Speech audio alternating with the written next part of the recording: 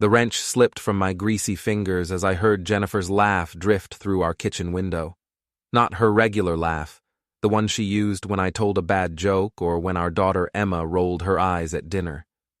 This was different, softer, intimate. The kind of laugh that made my stomach twist into knots. Before we dive deeper into this story, I have one small request. Please subscribe, drop a like, comment, and hit that hype button to boost this channel so more people can discover these incredible Reddit stories. I wiped my hands on an old rag and checked my watch. 10:30 on a Tuesday night, and my wife was having what she'd called an important business conference with someone whose voice I couldn't quite make out through the glass. "Come on, you piece of junk," I muttered to my 1998 Ford pickup, giving the bumper a gentle kick. The truck had been my father's, then mine for the past 15 years. Jennifer always nagged me to get something newer, something that wouldn't embarrass her when she had colleagues over. But this truck and I understood each other. We were both getting older, showing some wear, but still had plenty of fight left. The kitchen light went off, and I heard footsteps moving toward the living room. I should have gone inside, should have walked through that front door like any normal husband would. Instead, I found myself creeping closer to the living room window, feeling like a stranger spying on his own life. Through the thin curtains, I could see Jennifer pacing back and forth, phone pressed to her ear. She was wearing the black dress she'd bought for her promotion celebration, the one that cost more than I made in a week at the garage. Her blonde hair was pulled back in that sleek style she'd adopted since joining Patterson Mills & Associates 6 months ago. I know, she was saying, her voice carrying that breathless quality I hadn't heard in years. But what if he finds out? What if Emma... She stopped mid-sentence, probably because whoever was on the other end had interrupted her. I pressed closer to the window, my heart hammering against my ribs. "You're right," she continued after a moment. "I'm overthinking this. It's just... This is all so new for me. I never thought I'd be the type of person who..." Another pause. Then that laugh again, the one that made me feel like a complete outsider in my own marriage. Okay, I'll figure something out. Maybe I can tell him I'm helping my brother with some paperwork or something. David's always been hopeless with legal documents. My brother-in-law, David, the guy who'd graduated summa cum laude from Boston University and ran his own accounting firm. Right.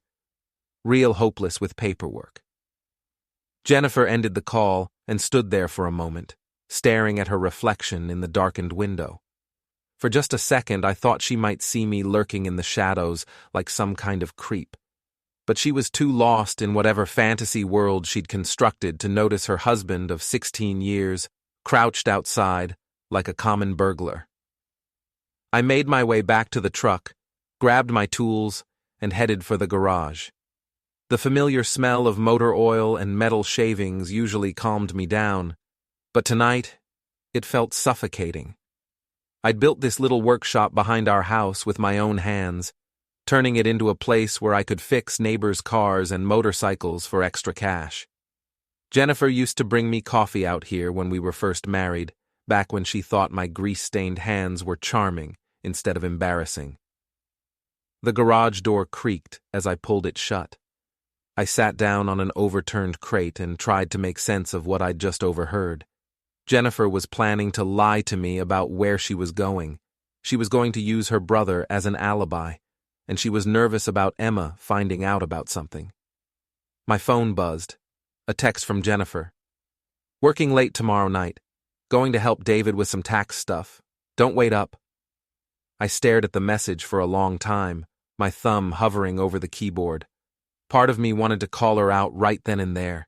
Ask her why she needed to lie about helping someone who probably knew more about tax law than she did. But something held me back.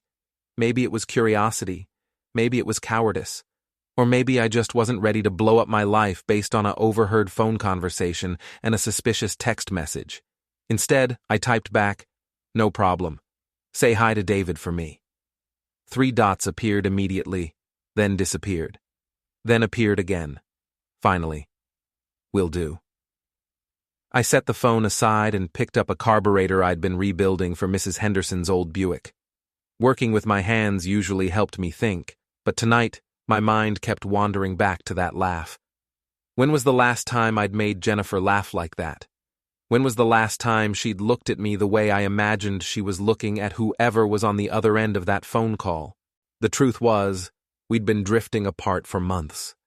Ever since her promotion, she'd been working longer hours, attending more networking events, and generally treating our house like a hotel she occasionally slept in.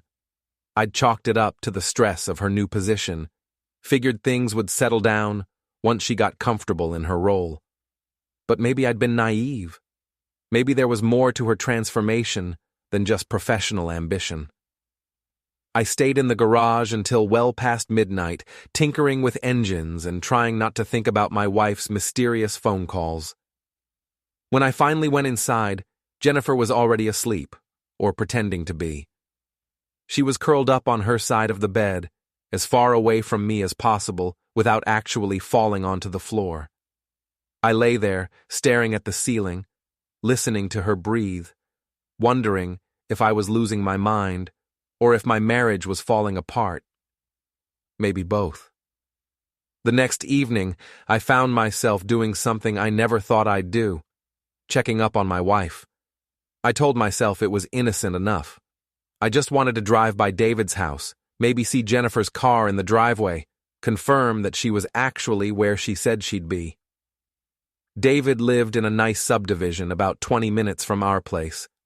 The kind of neighborhood where every lawn was perfectly manicured and every house looked like it belonged in a magazine.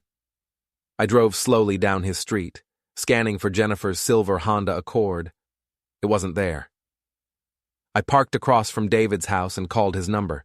He answered on the second ring. "Hey, Tom, what's up?" "Not much," I said, trying to keep my voice casual. "Just wanted to thank you for letting Jennifer help you with those tax documents tonight. I know she's been swamped at work." There was a long pause on the other end of the line. "Tax documents? Tom, I haven't talked to Jennifer in weeks, and I definitely don't need help with taxes. That's literally what I do for a living." My stomach dropped. "Oh, maybe I misunderstood. She said something about paperwork." "Nope, sorry. Maybe she's helping someone else? You know how she is, always volunteering for stuff." "Yeah," I managed.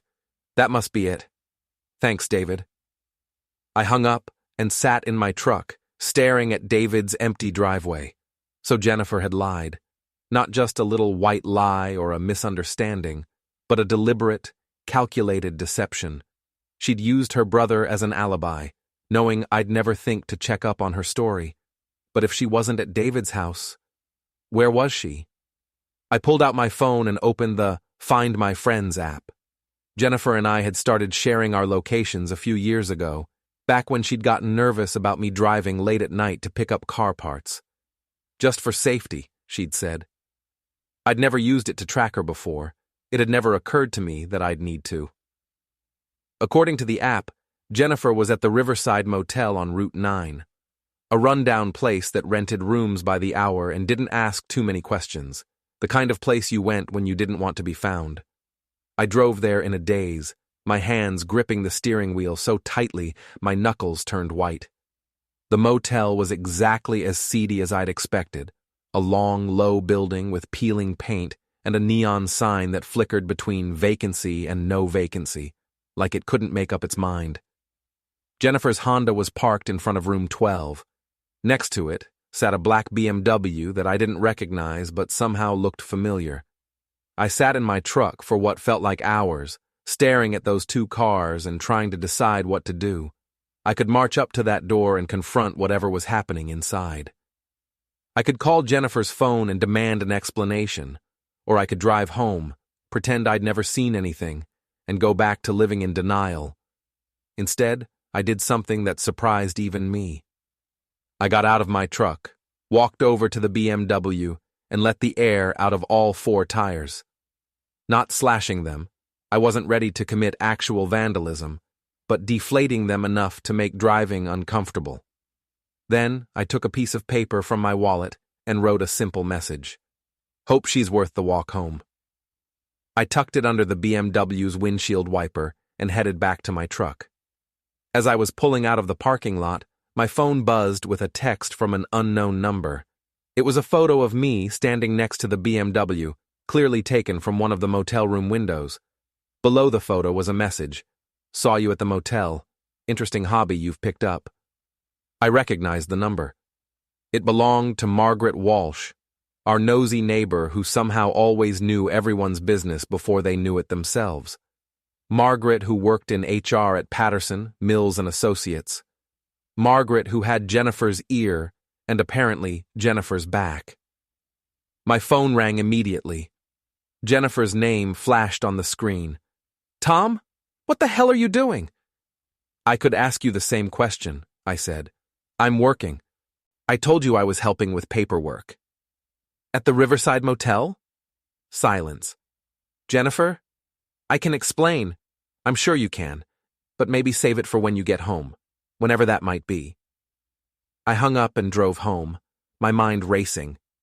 Jennifer was having an affair. That much was obvious.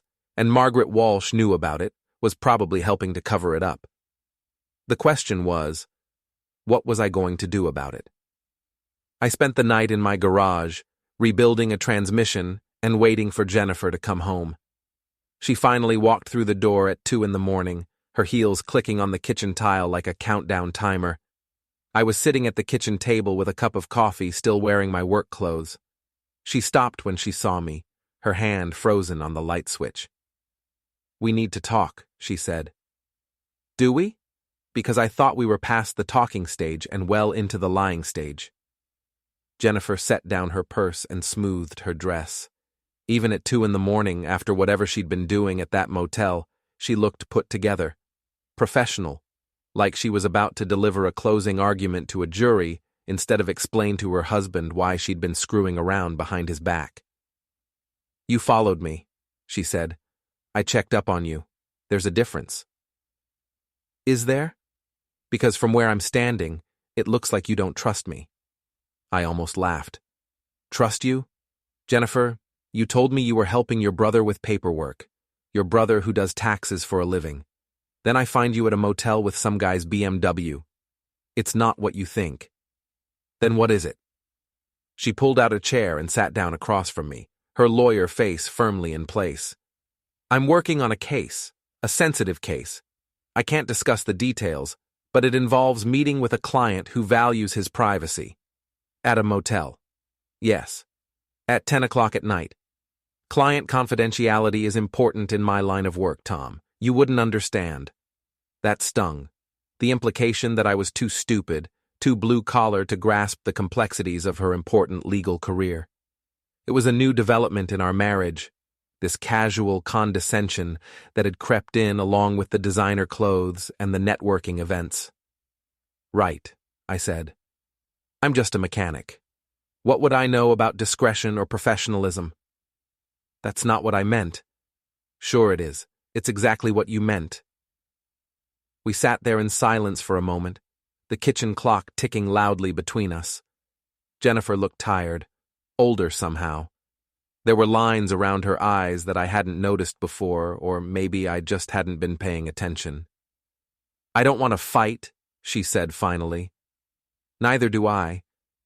But I also don't want to be lied to. I wasn't lying. Not exactly. Jennifer, you used your brother as an alibi for something he knew nothing about. In what universe is that not lying? She stood up abruptly, her chair scraping against the floor. I'm going to bed. We can discuss this tomorrow when you've calmed down. I am calm. No, you're not. You're angry and suspicious and looking for a fight. I won't be cross-examined in my own kitchen.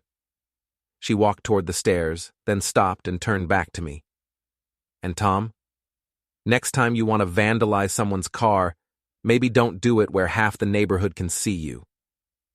After she left, I sat in that kitchen until dawn, drinking coffee and trying to figure out how my marriage had turned into a courtroom drama where I was always the defendant. Emma came downstairs around 7, already dressed for school in the kind of expensive clothes that Jennifer insisted on buying. Our 15-year-old daughter had inherited her mother's blonde hair and sharp features, along with her talent for making me feel like an outsider in my own family. "Mom says you were being weird last night," she said, grabbing a granola bar from the pantry. "Did she?" "She says you followed her to work and made a scene." "Is that what she told you?" Emma shrugged. "She says you've been stressed about money lately, that you're taking it out on her."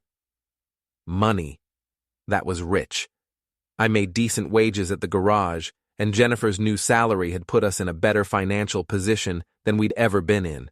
But apparently, I was the one with money problems. "Your mom and I are having some communication issues," I said carefully. "It doesn't have anything to do with you." "Whatever. Can you drive me to school?" Mom already left for work. Of course she had, probably rushing to get to the office early so she could coordinate her story with Margaret Walsh and whoever else was helping her cover her tracks. I dropped Emma off at school and headed to work, where I spent the day trying to focus on brake jobs and oil changes instead of my crumbling marriage. But every time my phone buzzed, I found myself hoping it was Jennifer calling to explain everything, to tell me I'd misunderstood what I'd seen at the motel. Instead, I got a text from Margaret Walsh. "We should talk. Coffee after work?" Margaret lived 3 houses down from us in a tidy colonial that she'd inherited from her parents. She was one of those people who knew everyone's business and wasn't shy about sharing it. Under normal circumstances, I avoided her like the plague, but these weren't normal circumstances. I met her at Donovan's Diner, a greasy spoon downtown that served terrible coffee and minded its own business. Margaret was already there when I arrived, sitting in a corner booth with her back to the wall like she was conducting some kind of covert operation. "Thanks for coming," she said, as I slid into the seat across from her. "Thanks for the photo. Real classy." "I was trying to help you by documenting my wife's affair." Margaret leaned forward, her voice dropping to a whisper. "Tom, there are things you need to know. Things about Jennifer and what's been happening at the firm. Such as, she's been having an affair with Richard Patterson. He's one of the senior partners." Richard Patterson. I'd met him at Jennifer's promotion party, a smooth-talking guy in his 40s with silver hair and a handshake that felt like a business transaction. He'd made a point of telling me how lucky I was to have such a brilliant and ambitious wife. "How long?" I asked. 3 months, maybe 4. It started right after she got promoted." "And you know this how?" Margaret smiled grimly. "I work in HR, remember? I see everything. The late-night meetings, the business trips that aren't really business trips, the way they look at each other during staff meetings." "Why are you telling me this?" "Because Jennifer's been bragging about it. Not openly, but to her little circle of friends at work. She thinks she's trading up, Tom. She thinks Richard's going to leave his wife and marry her." The coffee in my stomach turned to acid. "Is he?" "Men like Richard Patterson don't leave their wives for their mistresses. They just keep them around until they get bored, or until it becomes inconvenient." I stared out the diner window, watching traffic crawl by on Main Street. Everything looked the same as it had yesterday, but somehow the whole world felt different. Like I'd been living in a movie set and someone had just shown me the cameras and the fake walls. "What do you want from me, Margaret?" "I want you to fight back. Jennifer thinks she can humiliate you, make you look like a fool while she parades around with her new boyfriend. She's been telling people at work that you're holding her back, that you don't understand her ambitions." Maybe she's right. Bullshit. You've supported her through law school, through the bar exam, through every step of her career. And this is how she repays you? Margaret reached into her purse and pulled out a manila envelope. "These are copies of some interesting documents, hotel receipts, restaurant bills, text messages that got forwarded to the wrong person by mistake." I didn't touch the envelope. "Why are you doing this?" "Because I don't like cheaters. And because Jennifer's been treating you like garbage while acting like she's some kind of victim. And because you enjoy stirring up trouble." Margaret smiled. "That too." I took the envelope and left the diner without finishing my coffee. Back home, I sat in my garage and went through Margaret's evidence. It was all there. Proof of hotel stays, expensive dinners, and text messages that left no doubt about what Jennifer and Richard Patterson had been doing behind my back. One message in particular caught my attention. It was from Jennifer to Richard.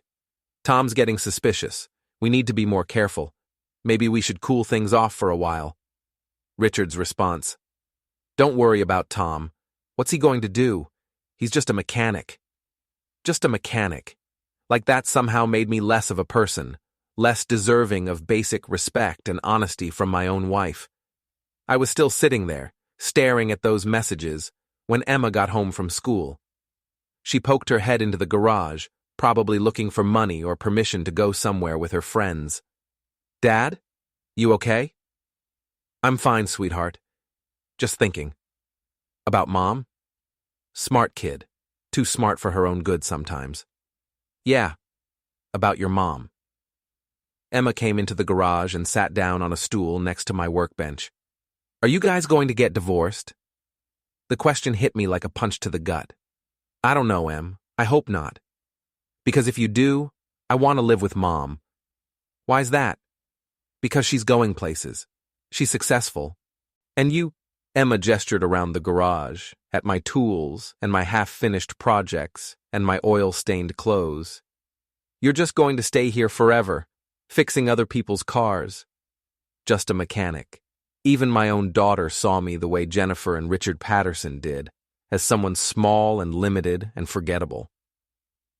"You might be right," I said, "but there's nothing wrong with fixing things, Emma. Sometimes it's the most important job in the world." She didn't understand what I meant. How could she? She was 15 years old and had been raised to believe that success meant corner offices and designer clothes and looking down on people who worked with their hands. But she'd understand soon enough, because I was about to fix something that had been broken for a long time. I was going to fix my marriage, one way or another. The boxing gym on Riverside Avenue had been my second home for the past 5 years. It was owned by Frank Kowalski, a former heavyweight who'd fought professionally in the 80s before a detached retina ended his career. Frank was the kind of guy who'd give you the shirt off his back, but wouldn't hesitate to knock you on your rear if you crossed him. I found him in his office, a cramped space above the main gym that smelled like old leather and liniment. He was going over the books, squinting at numbers through reading glasses that looked ridiculously small on his massive head. "Tom, what brings you by? You're not scheduled to train until Thursday." "I need advice, Frank. The kind you can't get from a marriage counselor." Frank set down his pen and leaned back in his chair, which creaked ominously under his weight. "Jennifer?" "How'd you guess?" "Same look my ex-wife had when she found out about my girlfriend in Atlantic City. Except you're the one getting cheated on."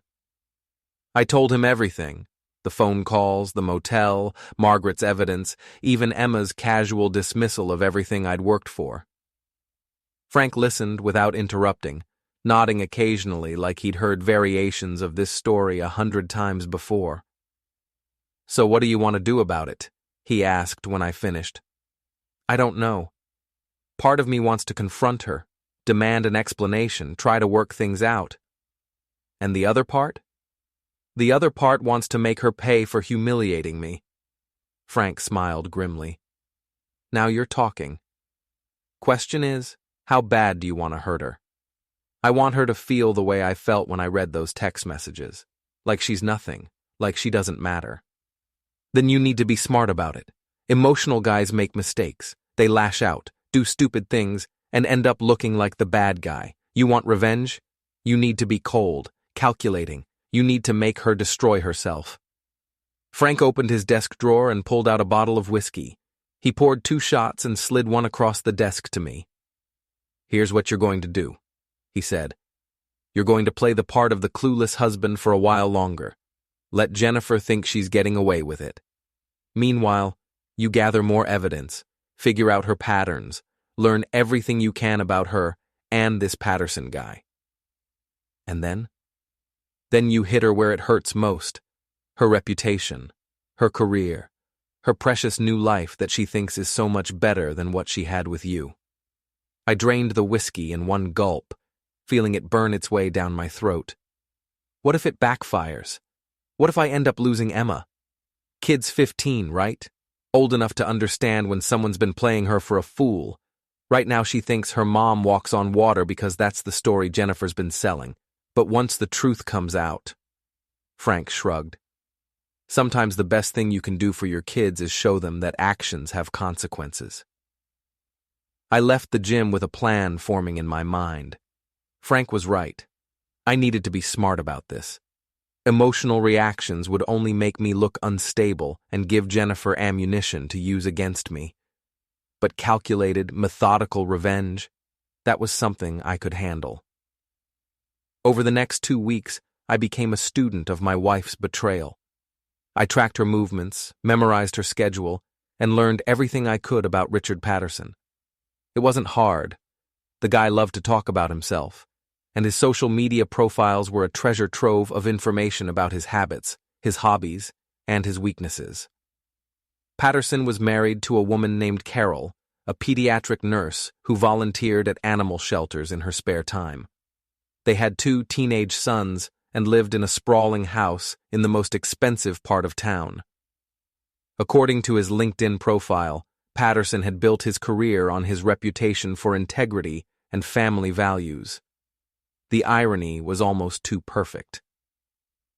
I also learned that Jennifer had been lying about more than just her affair. She'd been telling people at work that I was controlling and jealous, that I resented her success and tried to sabotage her career. She'd painted herself as the victim of an unhappy marriage, trapped with a husband who couldn't understand her ambitions. The story was so convincing that even some of our mutual friends had started treating me differently. I'd noticed it at Emma's school events and around the neighborhood, the sympathetic looks, the careful conversations that avoided mentioning Jennifer, the way people seemed to be walking on eggshells around me. Jennifer had been conducting a character assassination campaign, and I'd been too naive to realize it. But I was learning fast. The breakthrough came on a Thursday night when Jennifer announced she was going to another networking event at the Marriott downtown. I'd been tracking her phone, so I knew she was actually meeting Patterson at his condo across town. What I didn't know was that Margaret Walsh had been feeding me information for weeks, setting me up for something bigger. I found out when I followed Jennifer to Patterson's building and saw Margaret's car parked across the street.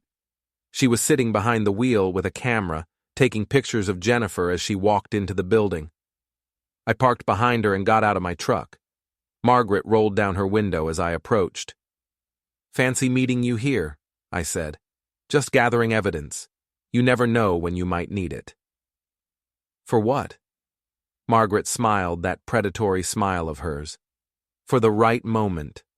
The moment when you're ready to stop being a victim and start being a player." "What are you talking about?" "There's going to be a company party next month. A big celebration for the firm's anniversary. All the partners will be there, along with their wives. It's going to be very fancy, very public, and very important for everyone's reputation." I could see where this was going. "You want me to make a scene?" "I want you to tell the truth. In front of everyone who matters. Patterson's wife, the other partners, all the people Jennifer's been lying to about your marriage." "Why? What's in it for you?" Margaret's smile faded. "Patterson passed me over for a promotion last year. Gave it to some young guy fresh out of college instead of someone with 15 years of experience. Said I wasn't forward-thinking enough. So this is about revenge. This is about justice. For both of us." I thought about it for a moment, watching the lights in Patterson's condo windows. Jennifer was up there right now, probably laughing at my expense, planning her escape from our marriage while I sat in a parking lot like some kind of stalker. "What do you need me to do?" "Just be yourself. Be the wronged husband who finally found his backbone. Leave the rest to me." 3 weeks later, I was standing outside the Marriott ballroom in my best suit, holding an invitation that Margaret had somehow procured for me. The invitation was addressed to Mr. and Mrs. Thomas Bradley, which was either an oversight or Margaret's idea of a joke. Through the glass doors, I could see the party in full swing.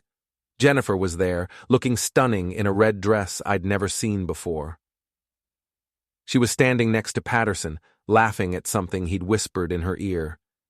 They looked like a couple, comfortable, intimate, completely unaware that their little secret was about to become very public. I checked my phone one last time. Margaret had sent me a text. Carol Patterson just arrived. She's wearing a blue dress and looks confused about why her husband is being so attentive to his colleague. Perfect timing. I took a deep breath, straightened my tie, and walked into the ballroom. It was time to stop being the victim and start being the player. The party was exactly what I'd expected. Lots of lawyers in expensive suits, drinking champagne and talking about cases and partnerships and all the things that made them feel important.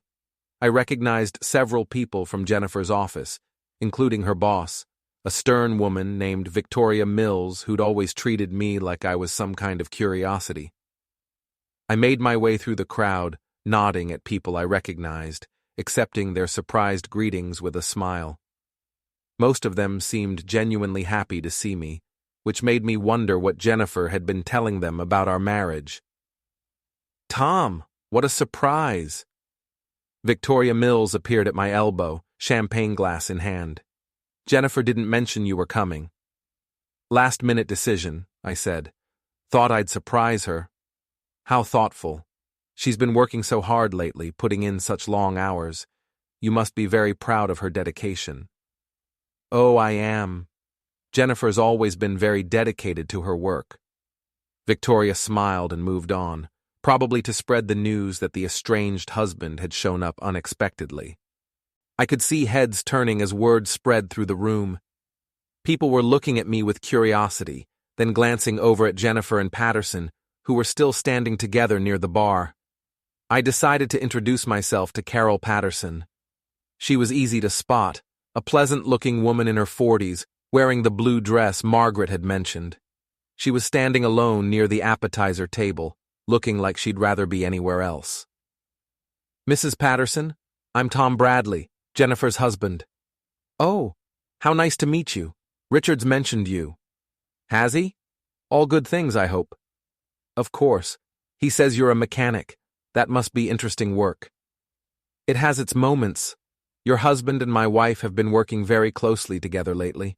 I'm sure you know how it is, all those late nights, all those business trips." Carol's smile flickered slightly. "Business trips?"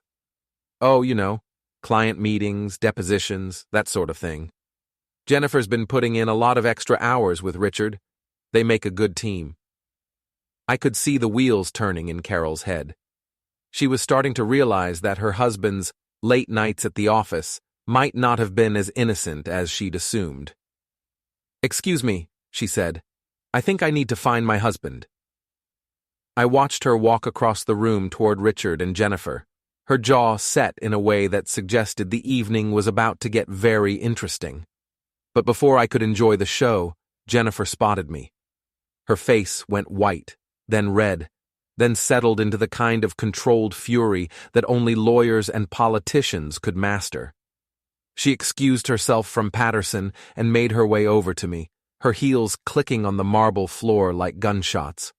"What are you doing here?" she hissed. "Enjoying the party. Nice dress, by the way. New?" "Tom, you need to leave. Now." "Why? I'm having a great time. Met your boss, chatted with Patterson's wife. Lovely woman, by the way. Very interested in her husband's work schedule." Jennifer grabbed my arm and tried to steer me toward the exit, but I didn't budge. I was done being pushed around, done being the embarrassing husband who needed to be hidden away. "Let go of me, Jennifer. Please, you're making a scene." "Am I? I thought I was just mingling." Across the room, I could see Carol Patterson confronting her husband. Their conversation was getting heated, and people were starting to notice. Victoria Mills was watching with the kind of horrified fascination that lawyers usually reserved for opposing counsel's meltdowns. "Tom, please," Jennifer whispered. We can talk about this at home. Can we? Because lately, you haven't been home very much, too busy with your networking events and your client meetings at the Riverside Motel. Jennifer's grip on my arm tightened. You don't know what you're talking about. Don't I? Because I have photos, Jennifer. Lots of photos. And receipts. And text messages that are very enlightening. For the first time since I'd known her, Jennifer looked genuinely afraid. Not angry, not frustrated, but scared. She was starting to realize that her carefully constructed web of lies was falling apart.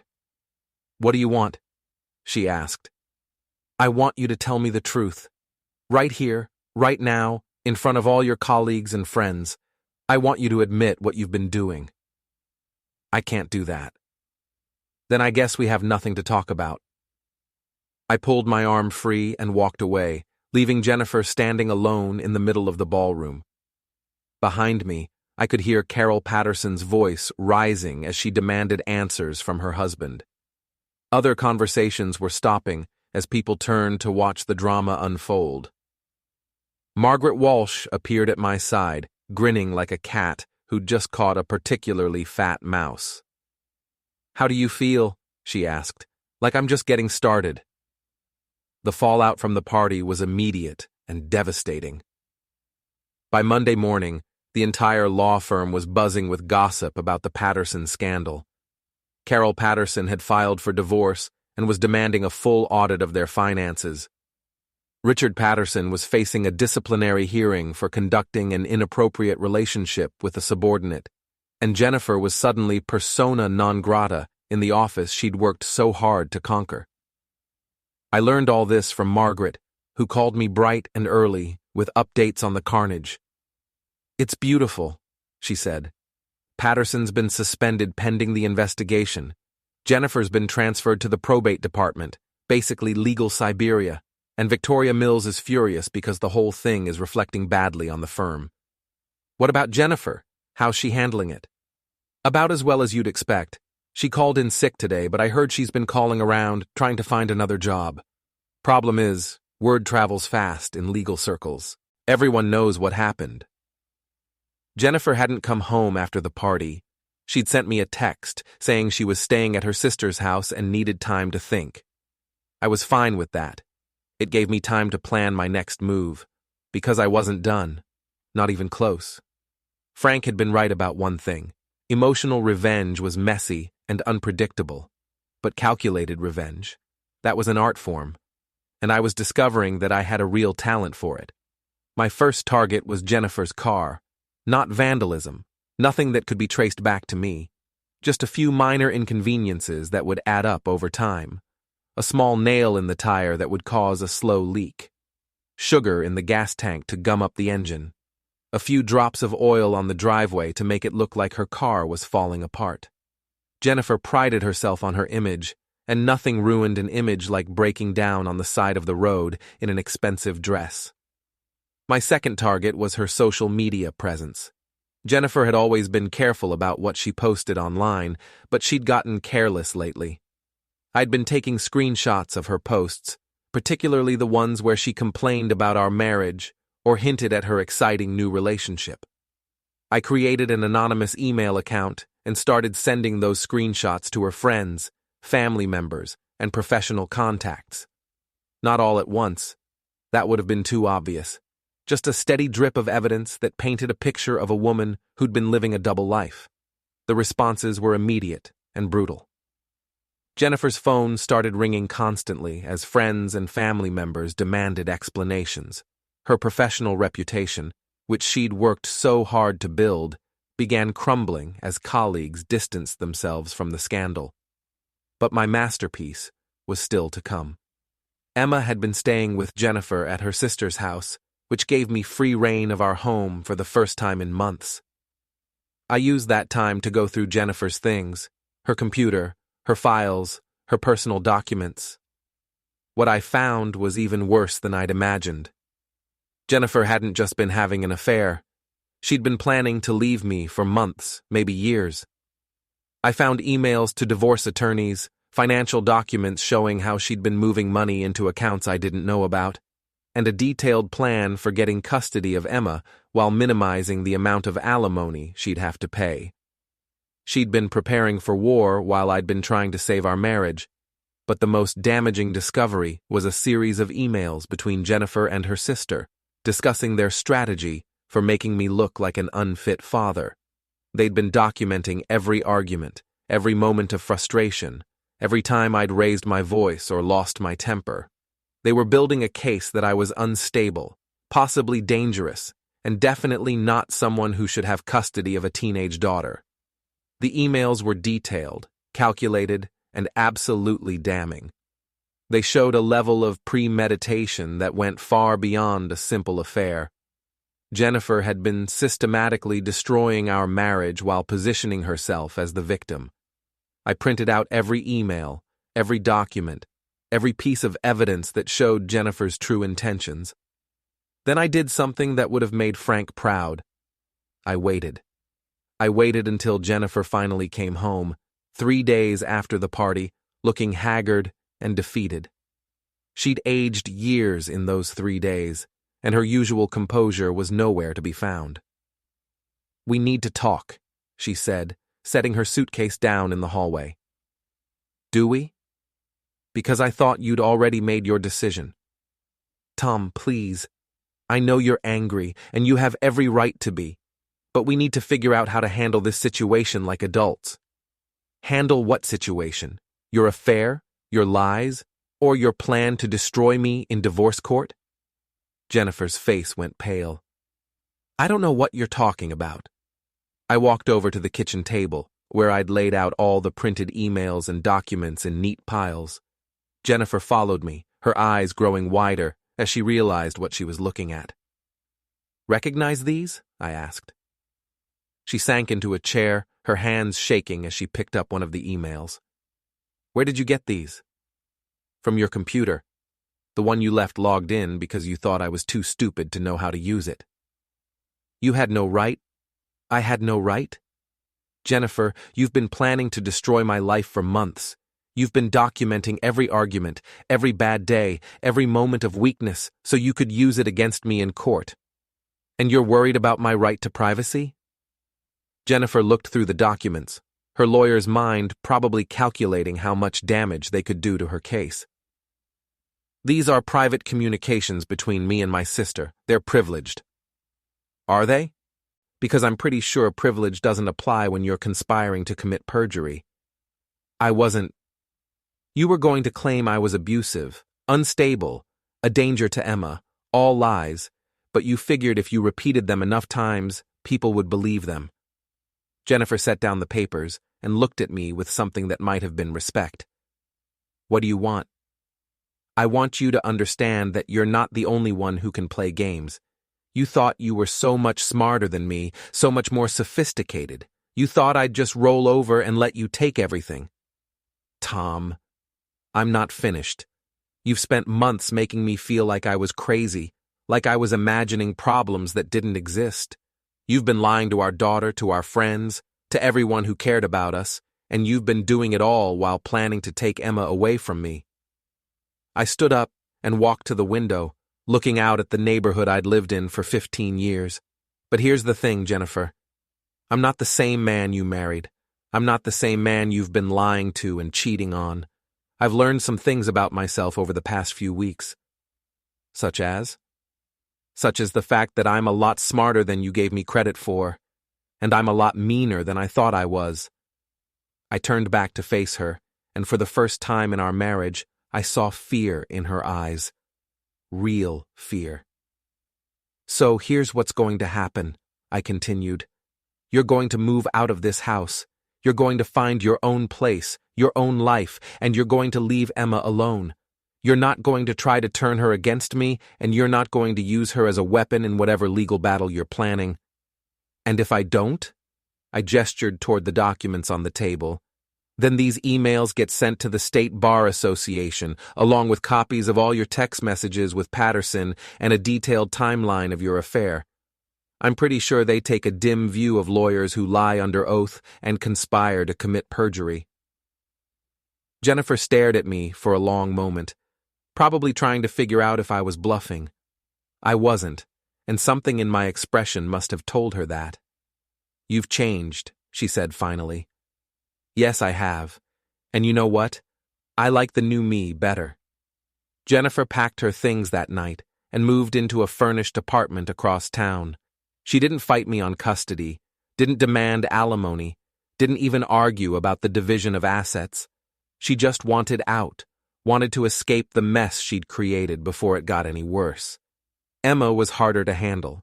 She was angry at both of us, confused about what had happened to her family, and resentful about having to choose sides. But she was also 15 years old, and 15-year-olds are remarkably adaptable when they have to be. "Did Mom really cheat on you?" she asked one night over dinner. "Yes." "And she was going to lie in court about you being abusive?" "Yes." Emma pushed food around her plate, thinking. "That's really messed up." "Yes, it is." "Are you going to get divorced?" "Probably." "Will I have to choose who to live with?" "Not if I can help it. This is your home, Emma. It always will be." She nodded, and I could see her making the mental adjustments that teenagers make when their world shifts unexpectedly. She was tougher than I'd given her credit for, more resilient than either Jennifer or I had realized. "Dad?" "Yeah?" "I'm sorry I said those things about you just being a mechanic. That was really mean." "It's okay, sweetheart. You were just repeating what you'd heard. Still, I know you work hard, and I know you love me. More than anything in the world." That night, after Emma had gone to bed, I sat in my garage and thought about everything that had happened. 6 months ago, I'd been a happily married man with a successful wife and a bright daughter. I'd thought I had everything figured out. Now I was separated, probably headed for divorce, and had discovered a capacity for revenge that I never knew I possessed. I should have felt terrible about it. I should have felt guilty for destroying Jennifer's career and her reputation. But I didn't. I felt satisfied, complete. Like I'd finally found my backbone after years of being pushed around. Jennifer had been right about one thing. I had changed. But she'd been wrong about everything else. I wasn't just a mechanic. I wasn't small or limited or forgettable. I was someone you didn't want to cross, and Jennifer Bradley had learned that lesson the hard way. 3 months after Jennifer moved out, I thought the worst was over. The divorce papers had been filed, the custody arrangement was settled, and Emma seemed to be adjusting to our new reality. Jennifer had found a job at a smaller firm across town, and while her career had taken a significant hit, she was slowly rebuilding her professional reputation. I should have known it wouldn't be that simple. The first sign of trouble came when Emma started acting strange. She'd always been moody. She was a teenager, after all, but this was different. She was secretive, evasive, and spent most of her time locked in her room with her phone. When I asked her about it, she just shrugged and said everything was fine, but I'd learned not to trust "everything's fine" from the women in my life. The second sign came when I started getting strange looks from people around town.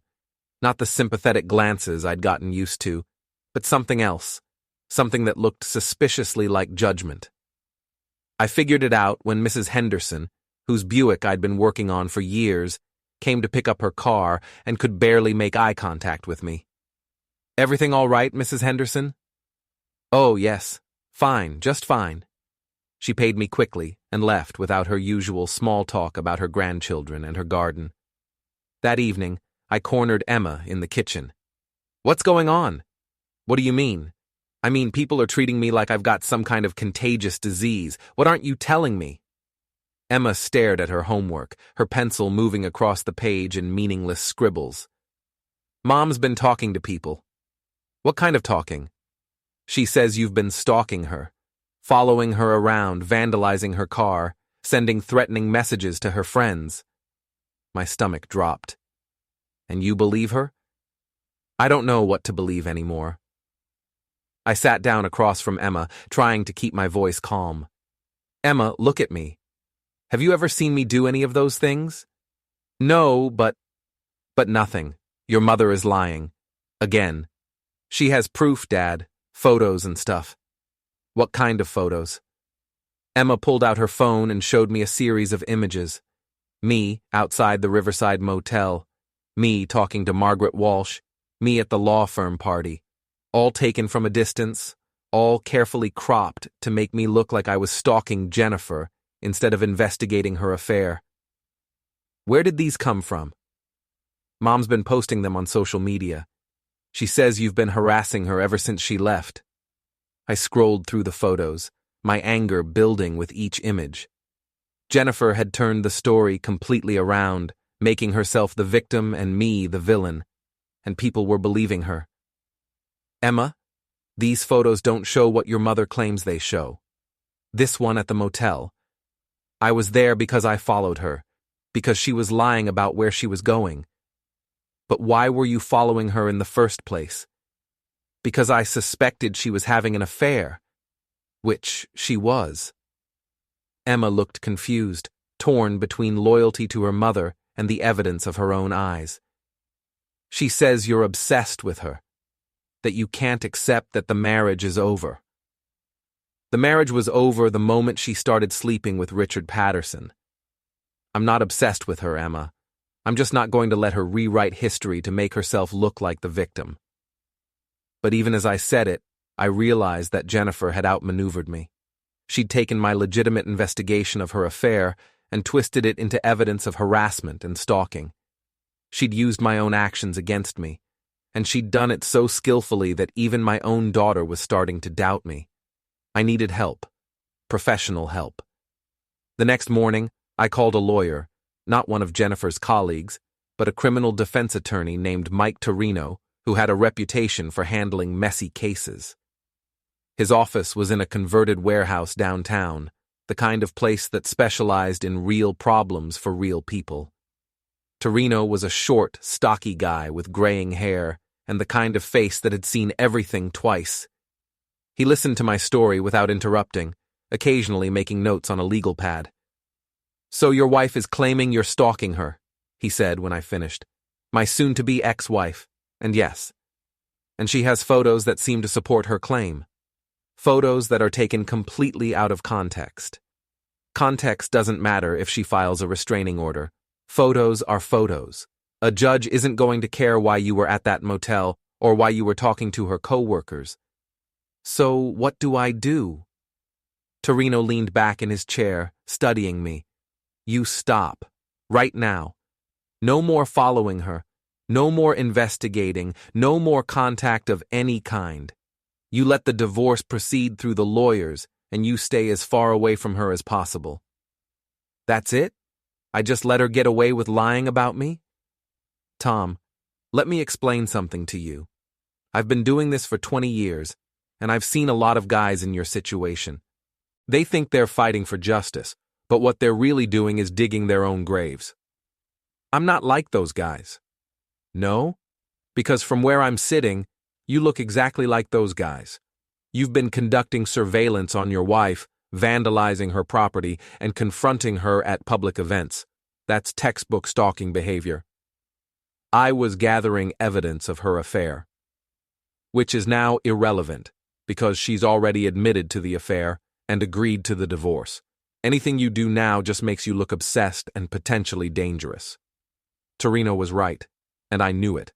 But it was hard to accept that Jennifer was going to get away with destroying our marriage and then painting me as the villain. "What about my daughter? She's starting to believe her mother's lies." "Kids are resilient. Emma's 15. She'll figure out the truth eventually. But not if you end up in jail for violating a restraining order." I left Torino's office feeling defeated. Jennifer had played the game better than I had, and now I was backed into a corner with no good options. I could either accept her version of events and try to rebuild my reputation, or I could keep fighting and risk losing everything. That night, Emma didn't come home for dinner. She texted to say she was staying at a friend's house, but I suspected she was actually with Jennifer. The two of them were probably discussing what a dangerous, unstable person I'd become. I was sitting in my garage, working on a carburetor and trying not to think about how badly I'd screwed everything up, when Frank showed up with a six-pack of beer and a grim expression. "Heard you've been having some trouble," he said, setting the beer on my workbench. "News travels fast." "Small town. People talk." Frank opened 2 beers and handed me one. "Want to tell me what really happened?" I gave him the whole story, from Jennifer's affair to her current campaign to make me look like a stalker. Frank listened without judgment, the way he always did. "So what's your next move?" he asked when I finished. "According to my lawyer, I don't have one. I'm supposed to just take it and hope people eventually figure out the truth." "That's good advice." "Is it? Because it feels like giving up." Frank took a long drink of his beer, thinking. "Tom, you remember what I told you about revenge? About being cold and calculating?" "Yeah. Well, sometimes the coldest, most calculating thing you can do is nothing. Sometimes you win by not playing." "I don't understand." "Jennifer's whole strategy depends on you reacting. She's trying to provoke you into doing something stupid so she can point to it as proof that you're dangerous. But if you don't react, if you just go about your business and let her accusations hang in the air, then what? Then people start to wonder why a dangerous stalker isn't actually doing anything dangerous. They start to notice that you're not bothering her, not threatening her, not even responding to her accusations. And they start to ask themselves why she's so afraid of a guy who's obviously trying to stay away from her. Frank was right. Jennifer's strategy was to make me look like a threat, but threats were supposed to be threatening. If I just went about my normal life, working at the garage, taking care of Emma when she was willing to let me, staying out of Jennifer's way, then her claims would start to look paranoid and manipulative. "It's going to be hard," Frank warned. "People are going to say things, make assumptions. You're going to want to defend yourself, to set the record straight. But you can't. You have to let your actions speak for themselves. And if Emma believes her mother's lies, then you trust that your daughter is smart enough to figure out the truth. Because she is, Tom. She's your kid." Over the next few weeks, I followed Frank's advice. I went to work, came home, and minded my own business. When people gave me strange looks or whispered behind my back, I ignored them. When Emma avoided me or seemed nervous around me, I gave her space while making it clear that I was always available if she needed me. It was the hardest thing I'd ever done. Every instinct I had told me to fight back, to defend myself, to prove that Jennifer was lying. But I didn't. I just lived my life and waited. The breakthrough came 3 weeks later, when Emma showed up at the garage after school. She looked tired and confused, like she'd been wrestling with something for a long time. "Dad, can we talk?" "Of course." She sat down on a crate and watched me work on an engine for a few minutes before speaking. "Mom wants me to testify against you." "Testify about what?" "She's filing for a restraining order. She wants me to tell the judge that you've been acting scary and threatening." I set down my wrench and looked at my daughter. "Have I been acting scary and threatening?" "No. That's the problem. You've been acting normal, like really normal, more normal than you've acted in months." "And that's a problem?" "It is for Mom. She keeps asking me if you've said anything about her, or if you've been asking me to spy on her, or if you've been acting weird when I mention her name. But you haven't. You barely mention her at all." Emma picked at the label on a bottle of motor oil, not meeting my eyes. "She says you're just hiding it better now, that you're being sneaky and manipulative." "What do you think?" "I think Mom's the one who's being manipulative. She keeps showing me those photos and telling me stories about all the terrible things you've supposedly done. But I live here, Dad. I see how you actually act, and you're not stalking anyone." I felt a weight lift off my shoulders. Emma had figured it out on her own, just like Frank had predicted. "So what are you going to do?" I asked. "I'm going to tell the judge the truth, that you've never threatened Mom, never asked me to spy on her, and never done anything that made me feel unsafe." "That's going to make your mother very angry." "Yeah, well, I'm pretty angry at her too. She lied to me, Dad, about a lot of things, and she's trying to get me to lie for her." Emma looked up at me, and I saw something in her eyes that I hadn't seen in months. Respect. "I'm sorry I believed her," she said. "I should have known better. You're 15 years old, Emma. You're supposed to trust your parents. It's not your fault that one of them isn't trustworthy." The restraining order hearing was held 2 weeks later in a small courtroom downtown. Jennifer showed up with a new lawyer, a sharp-dressed woman who specialized in domestic relations cases. I came with Mike Torino and a folder full of documents that proved I'd been staying away from Jennifer just like I was supposed to. Jennifer took the stand first and told her story about the dangerous, obsessive ex-husband who couldn't accept that their marriage was over. She presented her photos as evidence and painted a picture of a man who was gradually escalating his harassment campaign. It was a compelling story, delivered with all the skill of an experienced attorney. If I hadn't known the truth, I might have believed it myself. Then it was my turn. Torino kept it simple. Bank records showing I'd been at work when Jennifer claimed I was following her, security camera footage from the garage that proved my whereabouts, and testimony from Frank and several customers about my behavior and demeanor. But the real game changer was Emma. She took the stand in her school clothes, looking nervous but determined. Jennifer's lawyer tried to get her to repeat the accusations her mother had coached her to make, but Emma wasn't having it. "Has your father ever threatened your mother in your presence?" the lawyer asked.